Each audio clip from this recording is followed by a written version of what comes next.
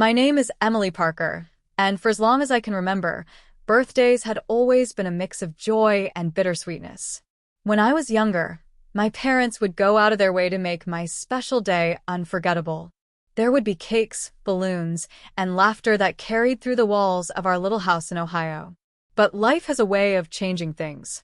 People grow up, friends move away, loved ones pass on, and sometimes the joy that once filled birthdays is replaced by silence. This year was different, though I hadn't realized it yet. At 38 years old, I thought I had accepted that my birthday wasn't going to be anything extraordinary. I had prepared myself for another evening of solitude, a quiet dinner for one, and the sound of the clock ticking on my living room wall. It was only when my neighbor's son knocked on my door that everything shifted in a way I never expected. The day began like any other. I woke up to the sound of my alarm clock and the morning sun spilling through the curtains. I sat up, stretched, and tried to shake off the heavy feeling in my chest. Birthdays are supposed to be a day of celebration, but for me, they often felt like a reminder of what I didn't have. I wasn't married, I didn't have children, and my circle of friends had grown small over the years. Everyone was busy with their own lives, and I didn't want to be a burden by reminding them that it was my special day. I made myself a cup of coffee and toasted a slice of bread. I glanced at my phone, secretly hoping for a flood of messages or maybe even a missed call. There were a few notifications.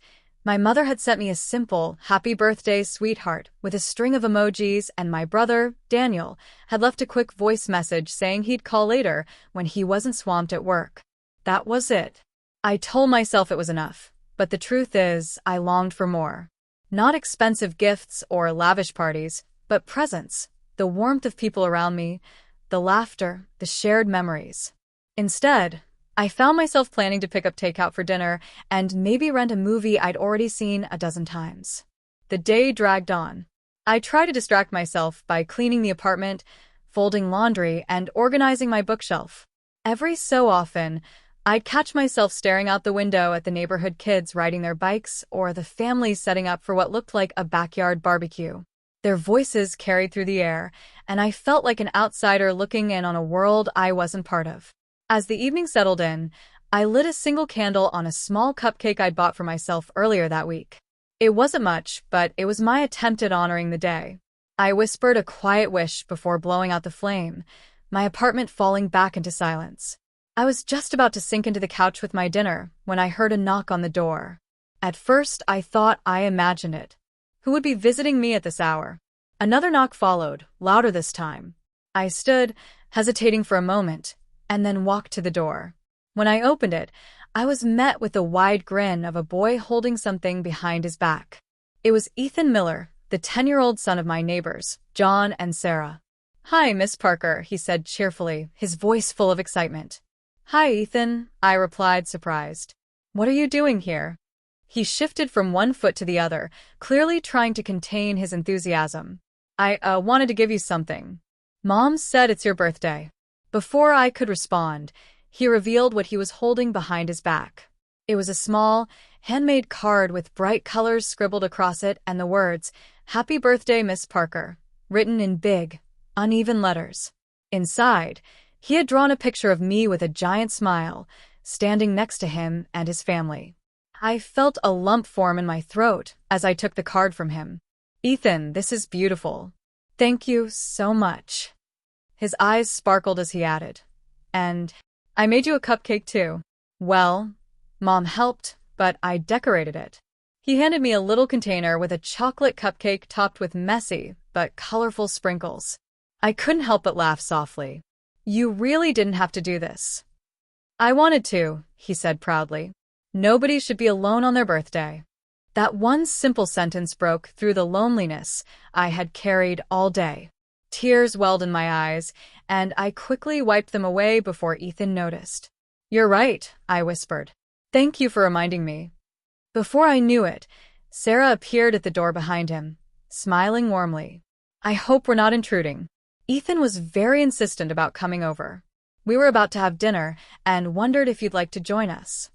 I hesitated, not wanting to impose, but the sincerity in her voice made it hard to refuse. "Are you sure? I don't want to interrupt your family dinner." You wouldn't be interrupting, Sarah said kindly. We'd love to have you.